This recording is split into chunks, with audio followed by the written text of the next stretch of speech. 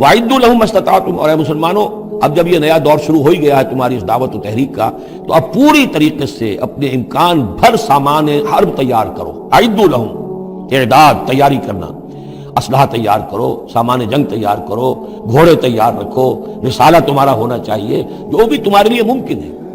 یہ توکل کا مطلب یہ نہیں ہے کہ تم ہاتھ پر ہاتھ دھر کر بیٹھ رہو اللہ تمہاری مدد کرے گا. اعدوا لہم ما استطعتم، اپنی استطاعت جو ہے اس کی حد تک تو پوری تیاری کرو، من قوت، طاقت سے بھی، ومن رباط الخیل، اور پلے ہوئے گھوڑوں کے ذریعے سے بھی.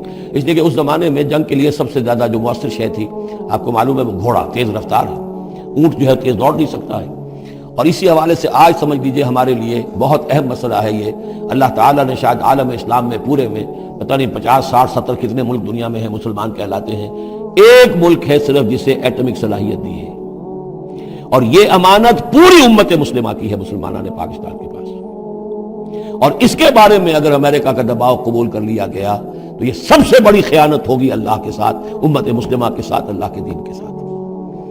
وہ اسرائیل لے کر بیٹھا ہوا ہے ایٹم بم کے، اس کے پاس انبار لگے ہوئے، لیکن یہ ہے کہ ساری پالیسی جو چل رہی ہے وہ یہ کسی طریقے سے پاکستان کا، ایک عراق کے بارے میں اندیشہ ہوا تھا کہ اسے ایٹمی دانت نکل سکتے ہیں، اس ایک مرتبہ اس کا وہ ایٹمک پلانٹ جو ہے اس کا بھرکس نکال دیا تھا، دوسری مرتبہ یہ کہ اس کا پورا بھرکس ہی نکل گیا، اگلا پچھلا کھایا پیا سب اگلوا دیا.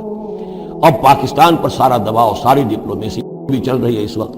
کان کھولنے کی اور آنکھیں کھول کر دن گزارنے کی ضرورت ہے.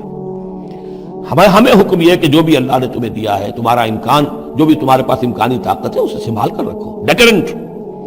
اعدوا لہم ما استطعتم من قوۃ ومن رباط الخیل ترہبون بہ عدو اللہ، تاکہ تم اللہ کے دشمنوں کو اس سے ڈرا سکو. یہی ہے ڈیٹرنٹ. تو معلوم ہو کہ ان کے پاس وہ طاقت ہے.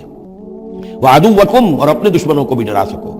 وآخرین من دونہم، ایک تو ہے اللہ کے دشمن اور تمہارے دشمن ایک اور بھی ہیں جو ان کے سوا ہیں، ان کے پرے ہیں، انہیں تم نہیں جانتے. لا تعلمونہم اللہ یعلمہم، اللہ انہیں جانتا ہے، یعنی وہ مارے آستین منافقین ہیں، یہ تمہاری اپنی آستینوں کے اندر بیٹھے ہوئے ہیں، تمہیں پتہ بھی نہیں ہے کہ وہ لوگ بھی در حقیقت ففتھ کالمسٹ عنصر ہے کہ جو در حقیقت تمہاری تباہی چاہتا ہے، بربادی چاہتا ہے.